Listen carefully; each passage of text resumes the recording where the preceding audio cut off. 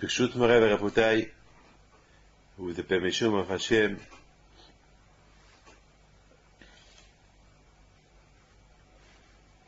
just a few words about this beautiful parasha.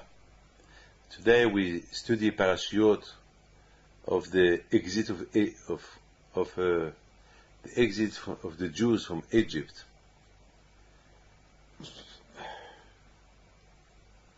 As you know,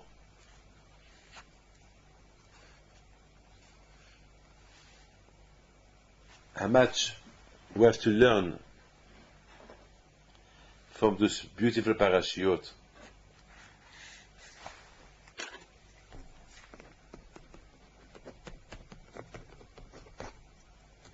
Those beautiful parashiot we learn what Hashem is said to Moshe. He said to Moshe, Moshe, tell the Pharaoh, and from that the Jews will learn something. Tell Pharaoh that all the makot I will give you, from the first one to the last one, I will teach you who I am. And then you will know who I am. That I am God, and there is no one else beside me. And from that the Jews as well will understand. There will make a difference between my people and the Egyptian. That my people, they will not suffer with the 10 makot, the 10 plague. And you will suffer.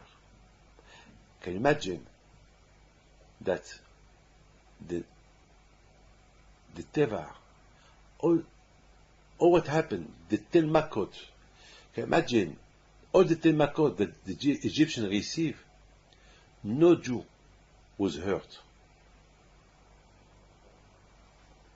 But I would like to explain something that happened this week. This week I was in Israel. And I went to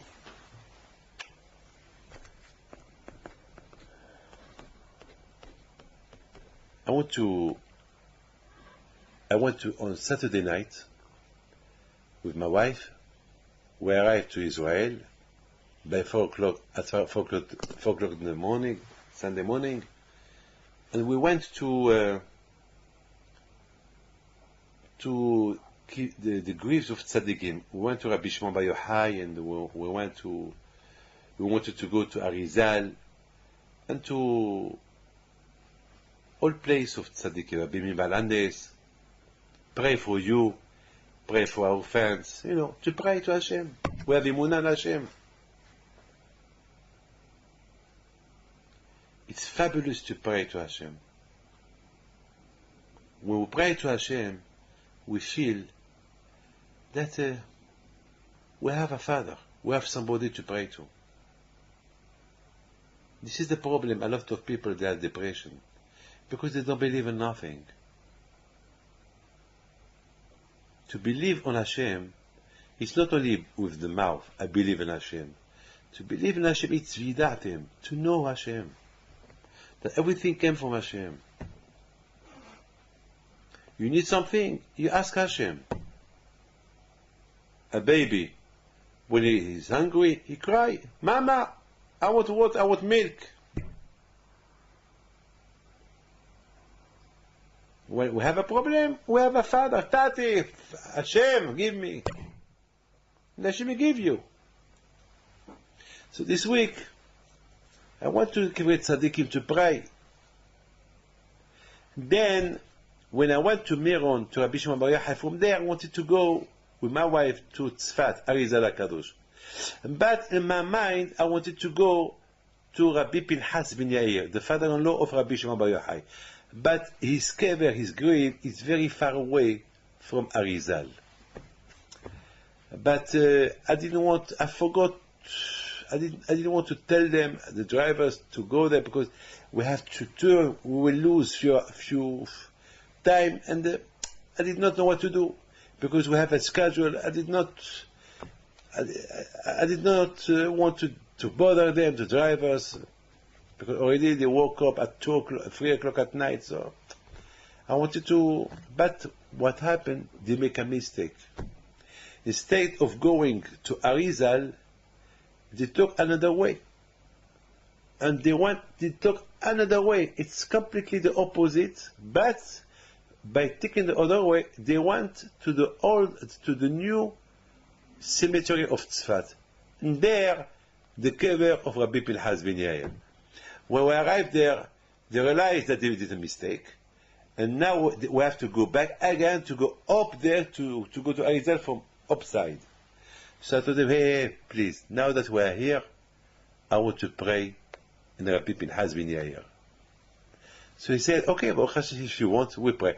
At least, that's what I wanted to do. Why? Because I read a story about him. And that was fantastic, because we went to Rabbi Shimon Bar Yochai, then now he's his father-in-law. There was a fabulous story.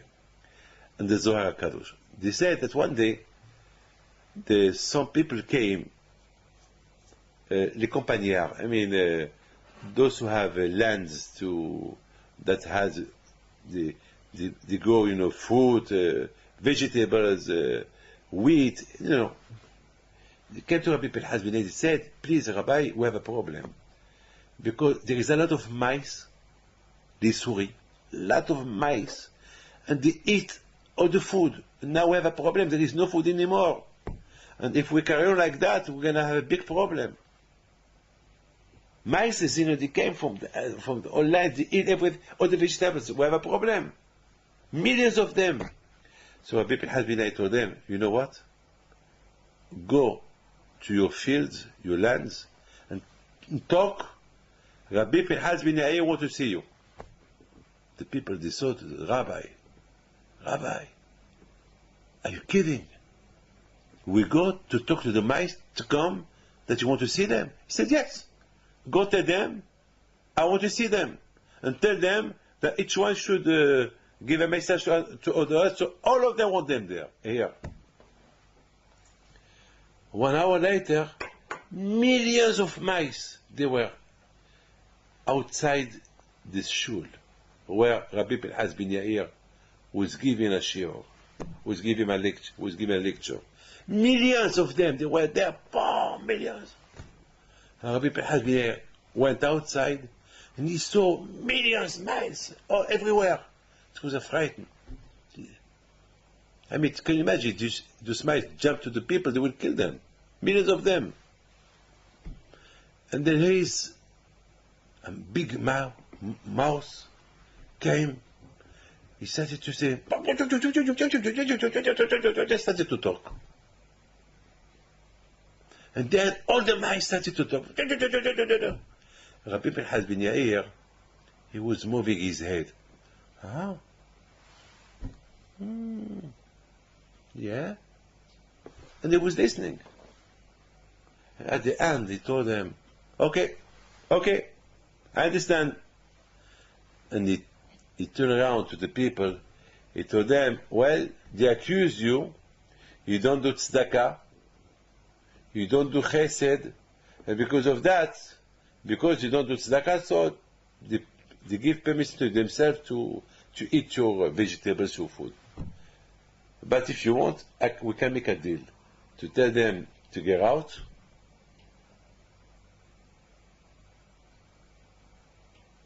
And if you want, but one condition, if you give them, this is your accusation. They accuse you, because the Torah said you have to help your neighbors. Because I asked them, why do you do that? Why Why did not go and find the food from somewhere else? What did you do here in your land? So this is the answer.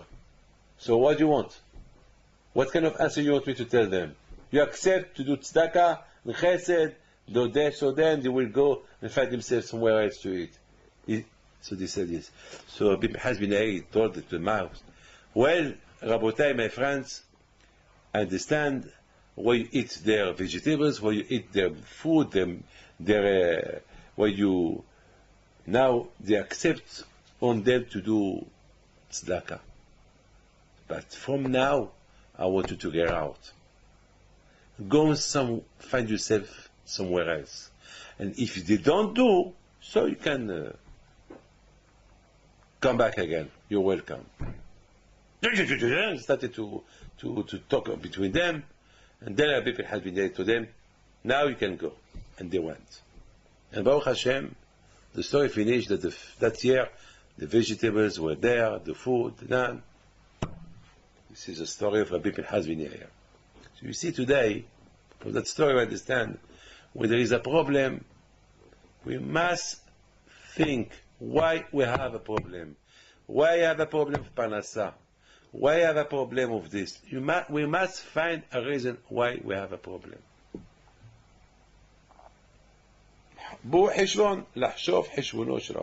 We must find out why.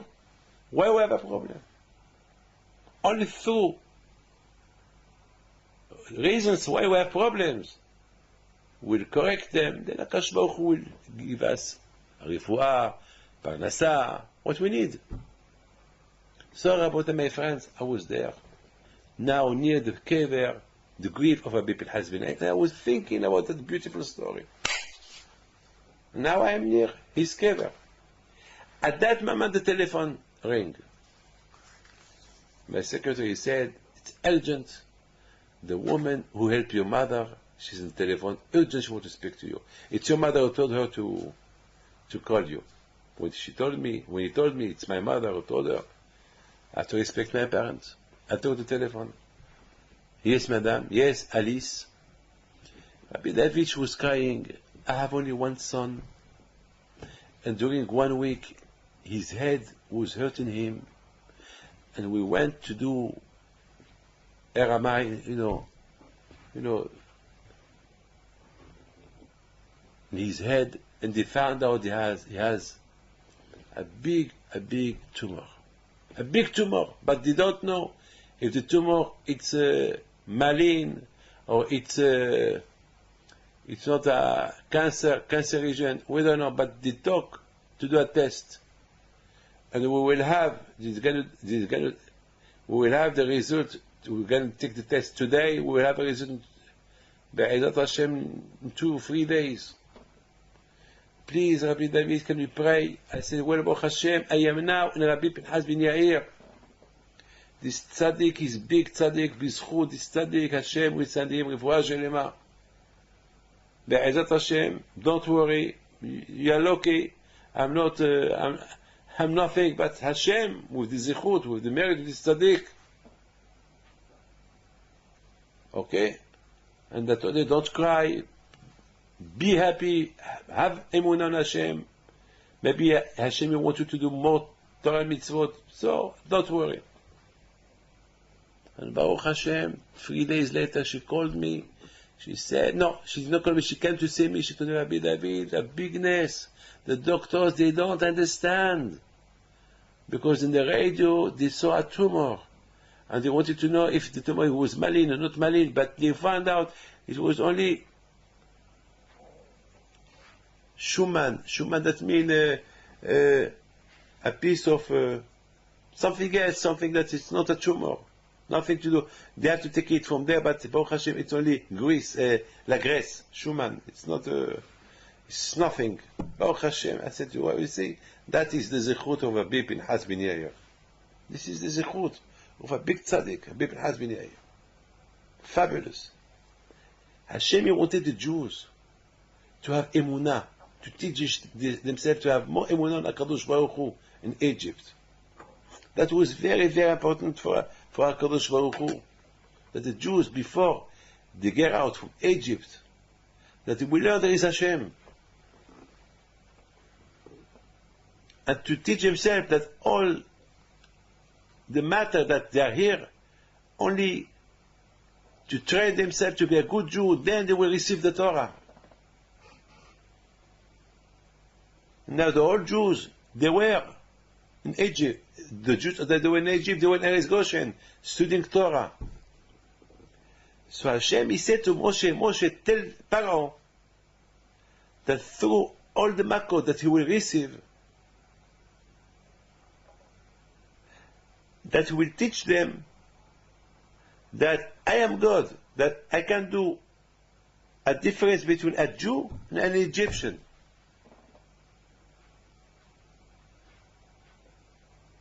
And so the Jewish people, as well, they will learn that as long that they don't learn from the Egyptian and they are a nation, so Hashem he will be always with them. We should know that we have a religion that we should respect.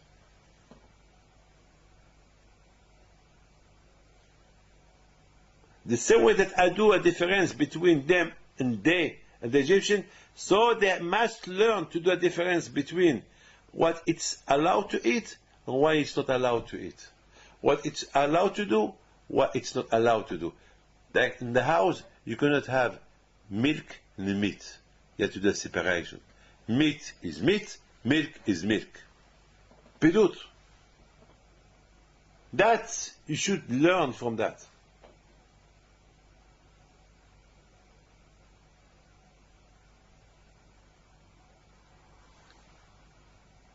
There is a big tzaddik who said, there is a pasuk, when Hashem he sent, the Makat Barad, storm, in Egypt, rain, storm.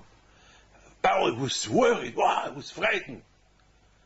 All over Egypt, the storm, it's terrible, lightning, it was terrible, terrible, terrible. And the Jews in Goshen, only from far away they saw what happened there. Nothing was there. They were sitting. Wow, what a time are going through the Egyptian now. And then Pharaoh he went to Moshe. Moshe, please pray for me that the storm will stop. So Moshe said, okay. הקולות יחדלו, והמטר לא ירד עוד. Okay? I will pray for you that tomorrow there will be no sound of storms. They're finished. And there will be no rain. But this rabbi from Tunisia, he gave another explication. He said, ויחדלו הקולות, when a man don't respect Torah, when he stop learning Torah, because the Torah is call, is the voice. When there is no voice of the Torah, there is no rain. If we have a problem, because there is no Torah. So we have, you see, from the Torah, there is other things that we can learn. This is the Torah. Fabulous. This is the Torah. It's fabulous. So my friend, today I was watching in a newspaper, because today is the New Year. There is a lot of pictures. They want people to vote what picture to put, the picture of the year. A lot of pictures. And they want the people to vote that which picture they will use as the picture of the world, as the picture of the year. A lot of pictures. One of all these pictures, there was a picture of a man of state, a president, very, very, very well-known president. I don't want to give you the name. And there was a mosquito in his lips. And there was a photograph and took the picture. And the picture, he made the picture big. You see the face of the president. Very speech to the president, and fabulous. And he was giving a speech, and he did not notice that there was a mosaic in his lips, big mosaic.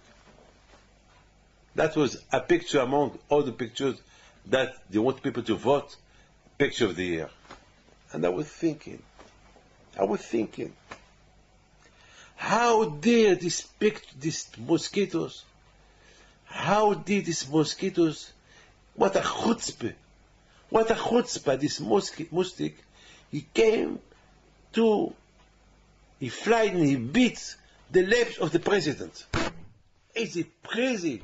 How can he do that? Can you imagine that I will go in the front of that president and I will beat his face, his lips. I mean, they will take me to jail. Why the mosquitoes? You know why? But me, I cannot do that because I respect the president.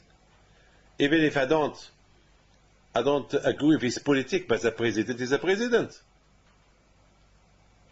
Most of the people, they love him. And he is respected by the whole world. How these mosquitoes cannot respect him?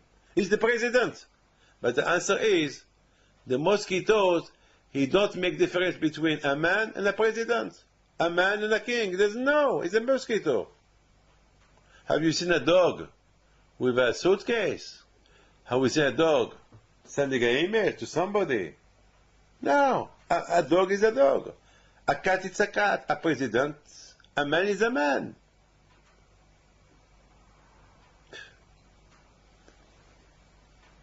Please, allow me to tell you what the Torah said in this parasha. The Torah said in this parasha that the mosquitoes and the lions, all kind of animals, they were sent by Hashem. And Hashem, he told them, hey, mosquitoes, don't bite the Jews. Don't go near them. Don't enter Goshen, the place where they live. And they listen. The animals has no language. They only know the language of Hashem. When Hashem gives them an order, they will do it. They will do it. That's what Hashem said to Paro. Ve'astipidut. I will make a difference. That you will know that I am Hashem. That the animals, they will not enter where the Jews are. The Jews they will not suffer from all the 10 plagues that I will give you. And when there will be darkness during 3 days, the Jews, they will have light. Fabulous. When the firstborn died, the Makat of the non-Jews died, the Egyptian, no Bechor, a Jewish Bechor, firstborn died. Hashem, he directs, he shows the Jews, he shows the Egyptian, he is the Balabais, he's the God, he's the king, he is the one who ruled the world. That was very important for the whole world now to learn, to teach themselves that from now on there is Hashem. Fabulous. Now, I would like to tell you what the Gemara said about Elisha. He was a prophet that all the time when he used to travel somewhere, he used to go to a woman that he was there as a guest. So one day the woman, she said to her husband, I think this prophet is a holy man. And it's very important for us that we should give him our room. We will give him a better room. Because every time that we come, we give him this small room. It's not, it's only small. Let's give him a good room where he can be comfortable. So when he comes, besides he's a holy man. So the husband said, okay, we do it. So the Gemara asked a question, this woman, how she know that he's a holy man? How she knows? How does she know? So the Gemara answered that she never saw in his room a mosquitoes, a spider, or an animal. Every time, every morning, the room was, usually when somebody is sleep, the room doesn't smell well. His room is smell good. And the mosquitoes, when they enter quick, they go out. They cannot stay there. That means, because the animals, they are always, where it's dirty, where it's smelling, they go there. But in the room of that prophet, no animals. And you can imagine when the weather is hot, there is jukim, there is spiders, there is mosquitoes, there is animals. They come, they enter the room, they hide themselves, and never saw this. That means he's a holy man. Because the animals, they have a sensation of somebody that is kadosh, a holy man. You know Rabbi Haim al-Attar, or Haim HaKadosh, when he went from Morocco to Israel, he was attacked by a lion. So the Haim HaKadosh, you know what he did? He took his tzitzit, he went like that to the lion in the desert. And the lion approached, and he sit down. And he made some, he showed to the rabbi, I want to help you to not to walk. I take you where you want to go. And the lion took him to Eretz Israel. And people, they saw that. This is a story. Hard for you to believe, but this is a story. If you don't want to believe, it's your problem. We believe. We believe. I know a lot of stories. If I want to tell you millions of stories, that there is Hashem. That's what Hashem wanted to show the Egyptian. That Hashem is Hashem. Vidatem kene Hashem. Now, my friends, there is something that I want to ask you. Hashem, he said to Moshe, Moshe, take the snake, take the mate, the stick, and tell Pharaoh, let the Jews get out from Egypt.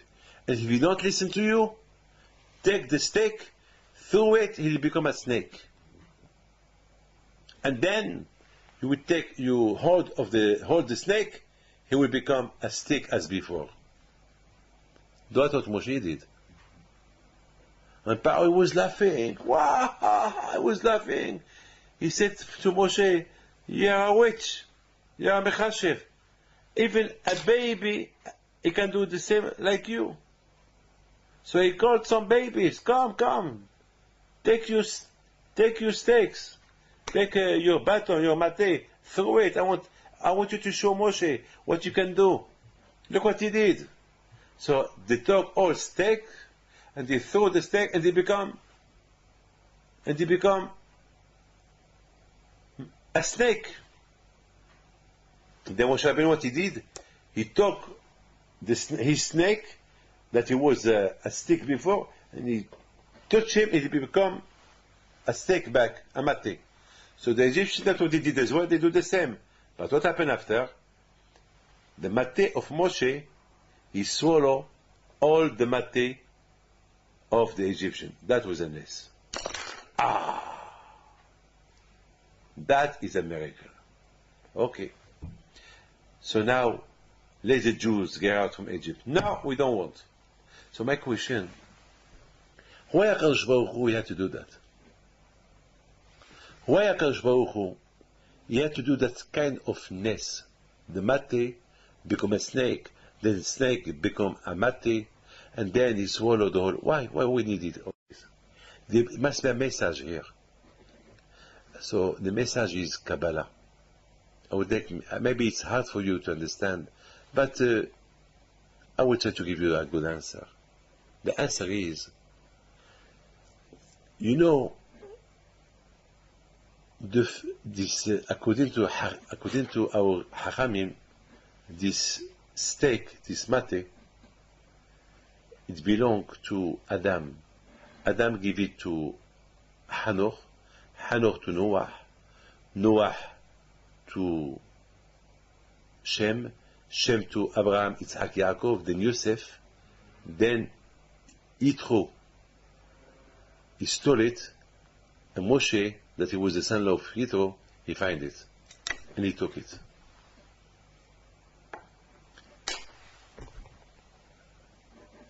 Why Adam Arishon? What happened to Adam Arishon is that Hashem told him, don't eat from the forbidden tree. And he ate it.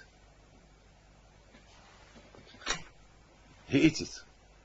Who pushed him to eat? The snake, the Nachash. And because of that, Hashem lost his kingdom. So now the Jews, they had to go to Egypt to repair the sin of Adam Arishon. Why Egypt? Because the Nachash, if you do a calculation of Nachash, Nun is 50, Het is 8, Shin is 300. Altogether it's 358. This is Nachash. If we write Satan, it's Shin is 300, Tet is 9, Nun is 50. That means it's 359. You understand? When the Nachash, you know who is the Nachash? The Nachash is the Satan. Is the same number. Same number. It's one of the Kolel. It's the same number. Nachash, the snake, is the Satan. You know, the snake walk like that. The Satan as well. The Tzara is the Satan. When you come to the man, you don't come to him straight. You know, he's very clever how to make him do a sin. Like the Nachash. He did not tell Chava, eat. He went with her, conversation, and then she ate it. Then Adam ate. So now, when Adam ate it, he lost Rafah Nitzutzot. He lost 388 holy utensils from him. And they buried the Klippa, the Satan, took them to Egypt. And they were buried there. Now we understand why the Jews, they went to Egypt to be their slaves, to repair those utensils that they were lost by Adam Arishon. And they repaired them. As the Arizal said, Al-Ahma Anya, De'achalu Avhatana, Be'arad Mitzrayim. Why we eat matzah on Pesach? Because the Jews, they were in Egypt, they suffered to repair the Kedusha, to repair the 288 utensils sent, that they were poor, they were buried there, they were poor, they were in the hand of the Tum'ah, the impurity of Paro, and then the Jews, they repaired them. Now they repair them, so they have nothing to do in Egypt. That's why the Jews, once they repair them, the time comes, now they have to leave Egypt. Now you understand. Now you understand. Moshe Rabbeinu, he went to Paro. He said to Paro, because Paro, he may say to Moshe, why you want to repair? Why you want the Jews out? Why I want the Jews out? Because the Jews, they repair the Avera, the sin of Adam. He is a snake. The snake is the Satan. The Satan is a Nachash. Because of the Nachash, because of the snake, Adam, he eats the forbidden tree. And because of that, all the holy utensils that they were on him, They were taken by the Klippa, by the Tum'ah, they were buried in Egypt. That's why the Jews, they came here. They came here to repair them. Now that they are repaired, now we have to leave here, Egypt. Because of the snake. Now you understand why Hashem, he said to Pharaoh, he said to Moshe, through the mate, through the snake, it will become snake. Why he will not become a lion or a tiger? Why a snake? He wanted to show, because at the time, the symbol of the Klippa was a snake. You see, all the Pharaoh before, they had like a snake, you know, a symbol of a snake in their head. Always the snake in Egypt was symbolic, Nahash, Tanin, symbolic. Why? Because they knew that the Satan, the snake, Nahash is Satan, that as long as the Jews are in Egypt, so the Kedusha will be under the Klippa. The Klippa, the Tum'ah, will be the boss. The Tum'ah will be the boss in Egypt. But now Moshe Rabbeinu came and said, no, finished. Now the snake is not anymore under your control, is now under our control. Now we have to leave. Now you understand why Hashem, he wanted to show Pharaoh. Why he did not give him the first Makkah? Why he has to give him, why he has to give, to show Hashem, Pharaoh, that Hashem sent me to you, the first miracle, the snake. The stick, he throw the stick, the stick becomes snake. Why Hashem, he did not say to Moshe, Moshe, go to Pharaoh and give him the first Makkah, dam, blood. All the water that was in Egypt become blood.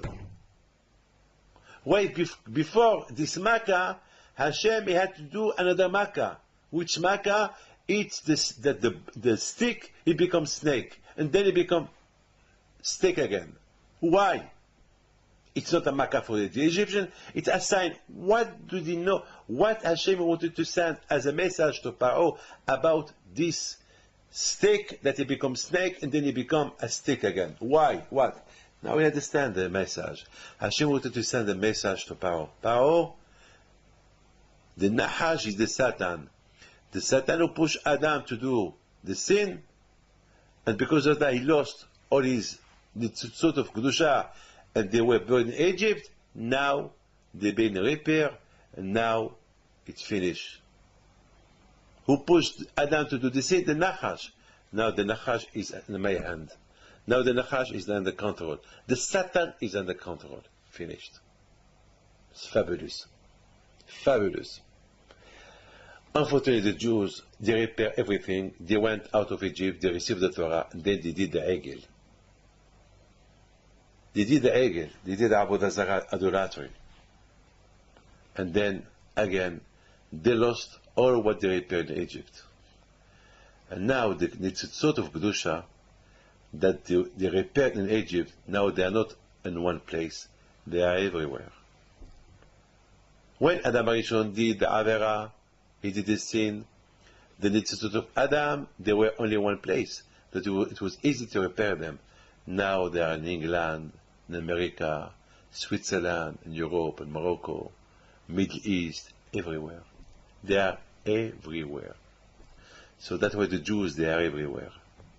Through Torah, through mitzvot, Be'ez Hashem, we will repair them, and then Mashiach will come. But my friend, I would like to finish with one story. It was one day, I went to l'Île de la Réunion. It's an isle near Australia, very far away from here. And there is a Jewish community there. I went there. But at the time, the Air France, they had to stop on Arabia Saudi, Jeddah, or in Kenya. Okay, Kenya.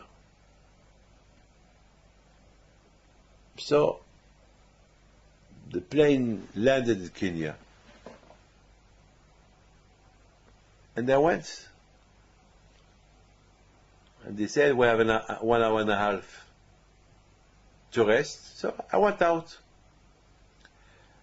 And I said to myself, can you imagine, David? You are in Kenya.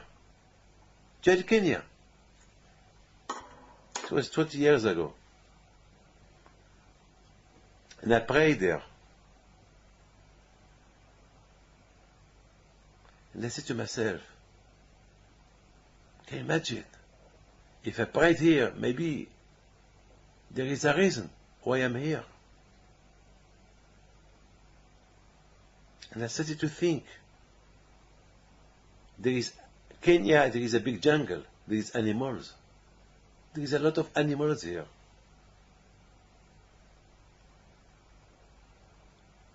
And why Hashem wanted me to go, to be here? There must be a reason. I'm sure that they clean the plane and all the dirt of the plane, they throw it away. And out of this dirt, there is always something that belongs to me. Because I mean, as well I eat something, my kosher food, I eat, I did a bracha, and they took all this, they throw all this here. Maybe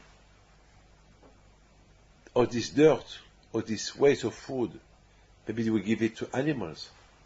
Maybe there is an animal here in Kenya that he has a neshama, reincarnation, a neshama in his body. And the only way to be repaired if somebody give a bracha. And who can give a bracha here in Kenya? So maybe by eating something that belongs to me, maybe, that will help his soul there. And beside this, I did my prayer here. There must be a reason, I don't know. A Jew, he has a duty to serve Hashem. Today, the Jews are everywhere. Because this is the only way to repair this utensil of Adam HaRishon that he lost when Hashem created the world. They were repaired in Egypt, and when we did the idolatry in the desert, we lost them. And now they are spread all over the world. So that's why there was the first destruction of the Beit HaMikdash, and the second, because we thought in the first Beit HaMikdash, through the Beit HaMikdash, we may repair everything. Because don't forget, Shlomo HaMelech, he was a big king, and he was the king of all the world, and the whole world respected him. So maybe through that he was the king of the whole world, maybe through that he can repair all the nitzutzot that they are in the whole world. But nothing happened. Because maybe Hashem, he wanted us to repair them. And that's why we're everywhere. But Hashem, once we repair them, we go back to Mashiach will come. And that's what the Torah said. The Torah said, Hashem, he said, that somebody told me now. He said, excuse me,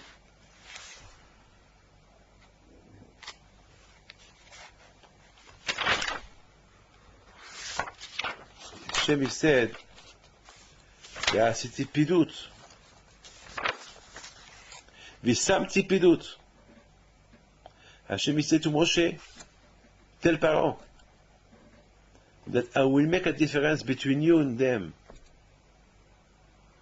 For you, that you will know that I am God, that I don't hurt the Jews, I hurt only you. And from the Jews, they will learn how much they must be careful. If they want me with them, or only when they make a difference between what they are allowed to do or what they are not allowed to do. It's a double teaching, one for Paro, one for the Jews.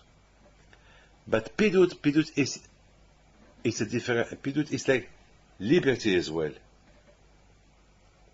Pede, lifdot, to deliver. And we make a difference.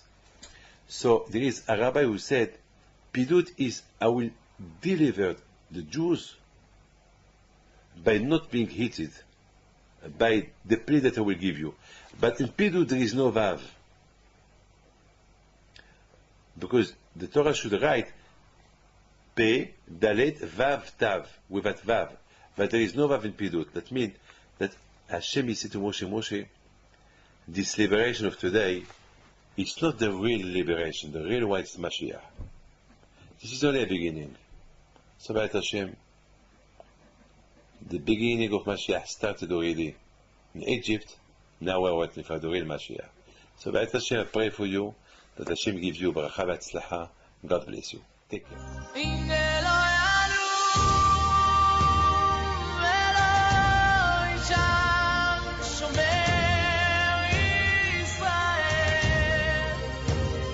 השם שומרך, השם